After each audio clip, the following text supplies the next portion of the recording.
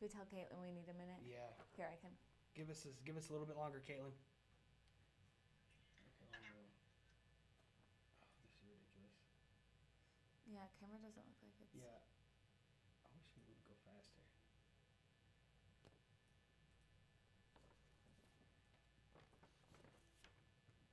There we go. Oh. Should I turn There. this? There we go.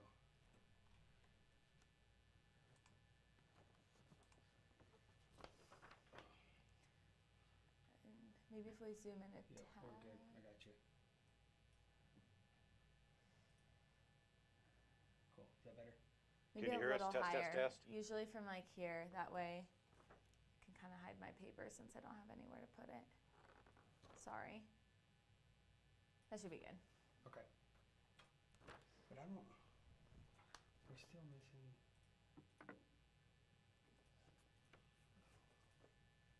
This is. I don't know what this is. I don't know what.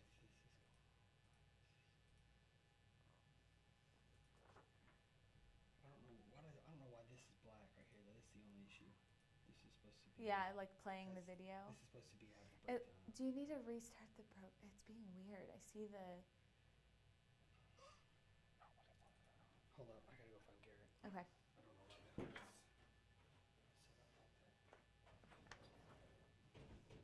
Set up like that. Let's go. It's gonna be like another 2-3 minutes. We're having some technical issues.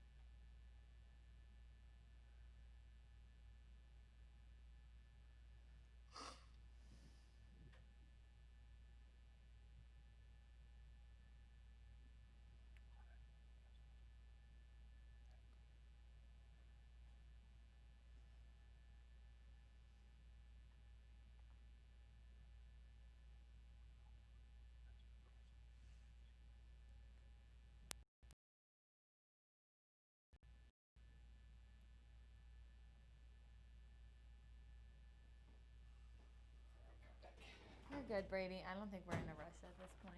No, we're not even on there yet.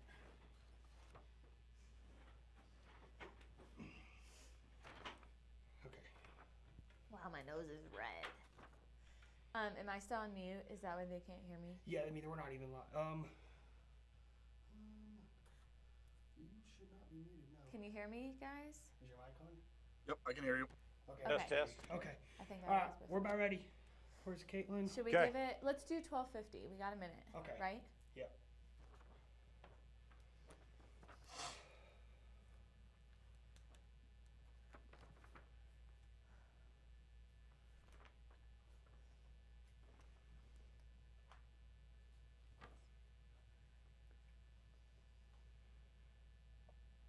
I'm gonna tell Caitlin we're ready at like 45. Takes her Okay. takes her a couple seconds to get it going.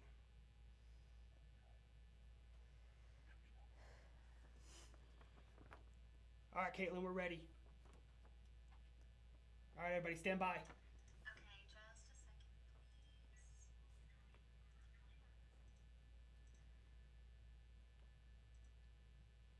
And we are live. Go ahead.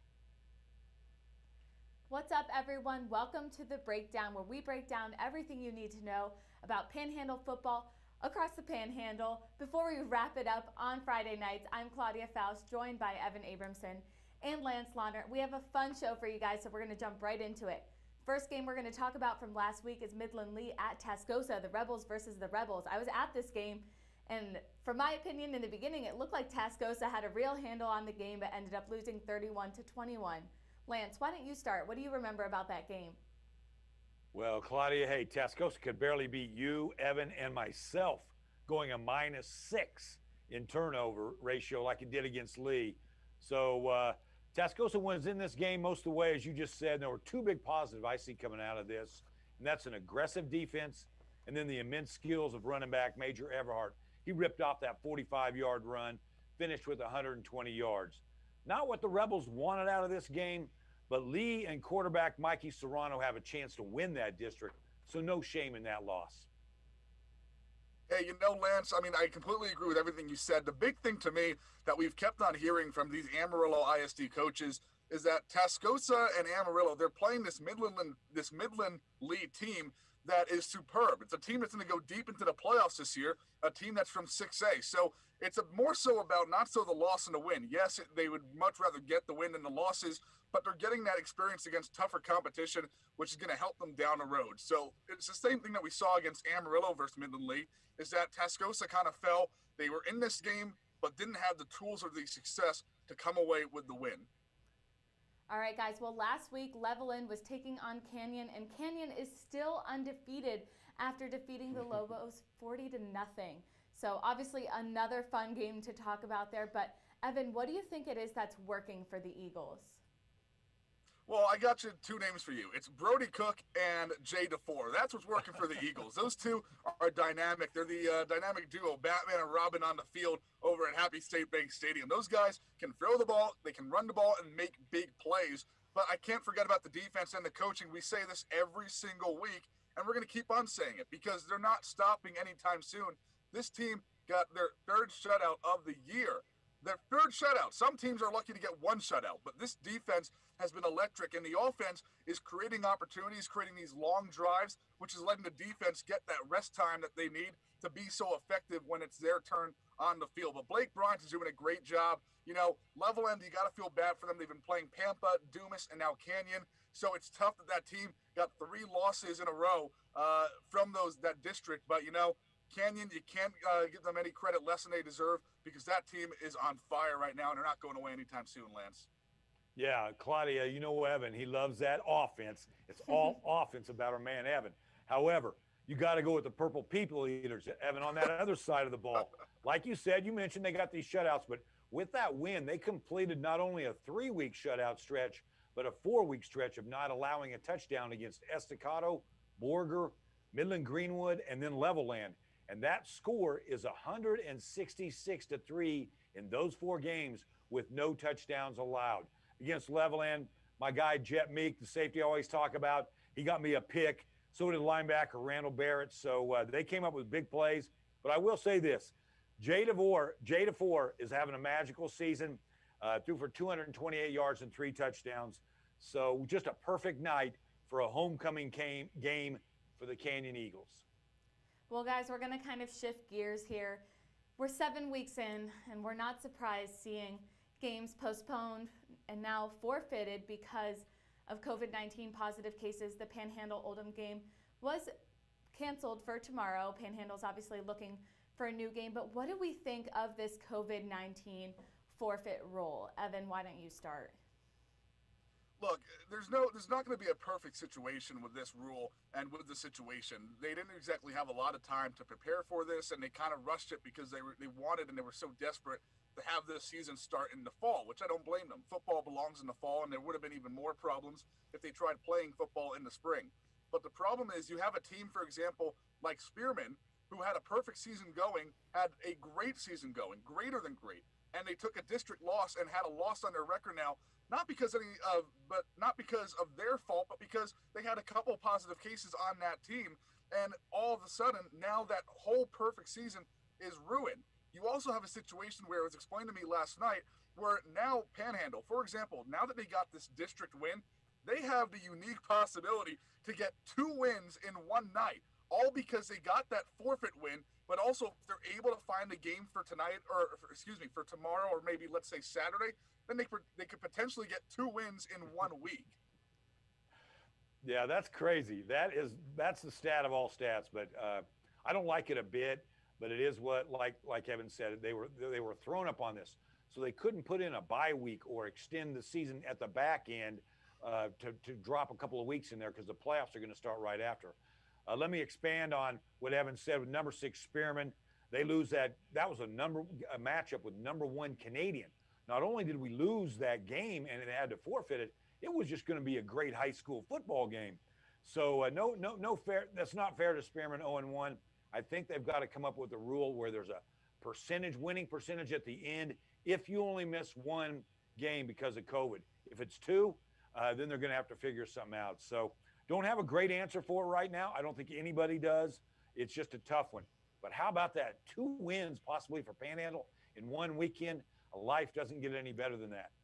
Lance, I'm glad you touched on how big that matchup would have been. My take is, people talk about the World Series this year needing a little asterisk by it. Maybe that's what we need, is like a COVID-19 asterisk. Like, this wasn't really a fair forfeit, in my opinion, but I don't have any control over that, unfortunately. But next storyline we want to talk about, do you guys think that the Amarillo Sandys are still going to be a district favorite if they have to go on without Will Maynard?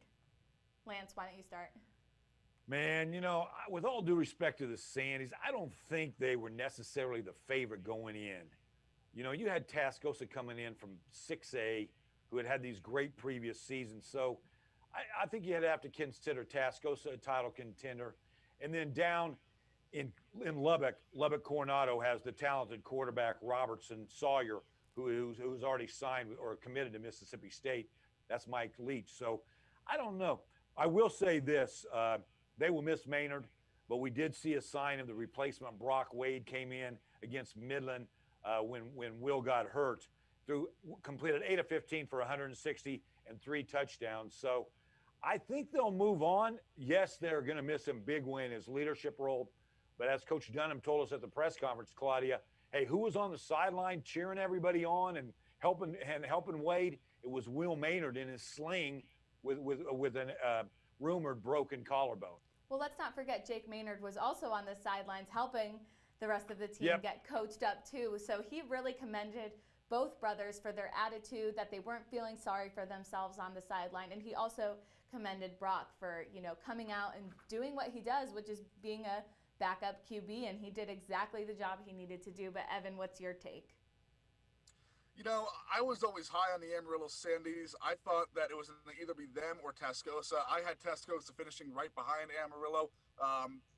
Look, it's a terrible loss for Amarillo, losing a guy like Will Maynard, who I thought was probably going to be one of the 2 or 3 guys who are easily going to be district MVP. Like Lance said, from Lubbock Coronado, they have a stud at QB also.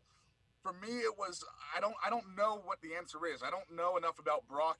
I don't think he has the same talent as Will Maynard, and no disrespect to him, to Brock, but Will Maynard was such an exceptional athlete and leader on the field. It's just hard to replace a guy like that.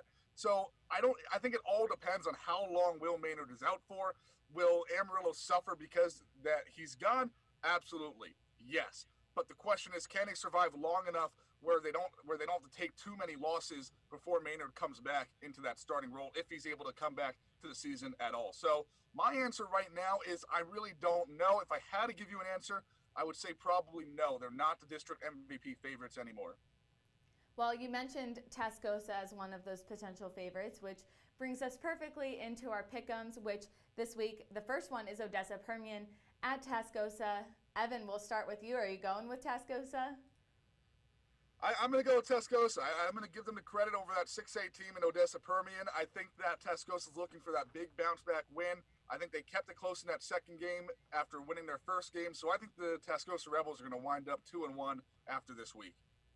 Hey, I think it's going to be a match. It's the second ever game in Buffalo Stadium. Let's mention that. So if you want to get down and see that gorgeous stadium, hop in there. And this is the original Friday Night Lights. This is Mojo. This is Odessa Permian. They're 2-0, beat Abilene Cooper, beat Mesquite Horn.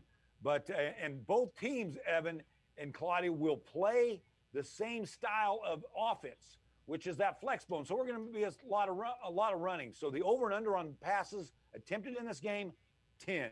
Bottom line is the team that can stop the run will win this game, and that team is the Tascosa Rebels. All right, well, I'm going with Odessa Permian. I didn't realize no one else was going to be, but I did see them in that scrimmage, and I liked what I saw. I'm going based on previous records. Odessa Permian looks like a good team on paper to me. And I guess maybe like last week, picking what you guys did not pick might work in my favor, hopefully. Obviously, it went a few weeks where that didn't work out so well for me. But let's move into the battle of Bell Street. Is it the battle at or of Bell Street? I don't know. I guess I'm too new. But Randall and Amarillo. Evan, you can answer both questions. Is it at or of Bell Street, and who do you pick? Yeah, well, it's the Battle of Bell Street, unless I'm mistaken, which that would be incredibly embarrassing. Lance, so I guess we'll have to clear that up for us. But I am going Amarillo. I still think, despite losing Will Maynard, I think that they'll still be able to take down the Randall Raiders. I was not convinced that Randall is the team to be this year after they fell to Caprock. No disrespect to Caprock, but if you can't beat Caprock, you're not going to be able to beat Amarillo. Yeah, it is the Battle of Bell Street. You guys nailed it that way. Way to go. Hey, I think both teams are obviously they're looking for a big win. Randall to bounce back, like Evan said, off that Caprock loss. No shame there. Caprock made a nice comeback. And Amarillo High, because they are stuck with a bye next week before they go into district because they lost that game with Friendship. So they've got to get ready for this one. This one will be if Randall's defense can stop the offense of Amarillo High. They cranked out 583 yards last week. You have Phillips, Lemons, and Garcia at wide receiver. Man, I got to go with Amarillo High in this one. But I will say one thing. If you go to this game, number 25 and number 26, you usually see in the backfield running. At Randall, they're the two linebackers, Gilbert and Britton, and they are fun to watch. Those guys got to be blocked, or Amarillo High will lose this game. All right, guys, and the last pick'ems that we're going to do is Wellington at Shamrock. I'm going to quick make my pick, which is Wellington, because they keep skyrocketing in those rankings, if you see what I did there. I have Brady shaking his head over here. He didn't like that one. Skyrockets in but flight. I'm going with Wellington. Lance, do you agree with that one? I like it. Definitely Wellington. They're number 3. Shamrock's lost a couple in a row after a nice start with 3. One of the great quarterbacks, small school quarterbacks, is Creighton Killian for Wellington. So I think it's going to be a good night for the Skyrockets in flight. I'm going Wellington also. You know, no disrespect to Shamrock. I think they're a great team this year. Had an incredibly hot start, but I don't know. Wellington, they're number 3 in the state of Texas. That's saying something for the team like the Skyrockets. I think they're going to be able to take that win, no doubt. So it sounds like you both all think agree. that Wellington's going to skyrocket. I don't like when we all agree. Shamrock needs a little luck. Shamrock needs a little luck and a little Irish luck. I was waiting for him to shake his head again. Oh, you're full of them today. All right, well, Lance, I think the time has come for your famous shout out, so let's hear them. Hey, let's give a couple of quick shout outs here. The unbeaten teams, we're down to 5. So it's Pampa, Canyon, Wellington, Follett, and Valley. Valley with probably the toughest test this week with Happy. So, hey, way to go, guys. You're this deep in, and that's our 5 undefeated teams. And then, hey, we can't leave here without mentioning one of the craziest games in the history of 11-man football in Texas. Eastland, 91, Panhandle, 71. That's a combined 162 points, the 4th highest total of any 11-man game in the state of Texas since 1951. That is a lot of games. 1,684 combined total yards. Are you kidding me? Are you kidding me? And then Panhandle quarterback Wes Jones, who did get hurt before leaving, but check these numbers out, guys. 405 yards passing, 6 TTs, and then he just ran for 149 and another 2. And wide receiver Zach Wood caught 15 passes for 334 yards and 4 touchdowns. That is a career in the Tascosa offense. So that's my 2 shout-outs for the day. We love to hear them. Well, we're going to quick shout out Brady and our digital team, Caitlin, everyone who helps make this happen. But you just listened to the breakdown, but be sure to tune in to the wrap-up on Friday nights at 11:05 on News Channel 10. Thanks for sticking with us.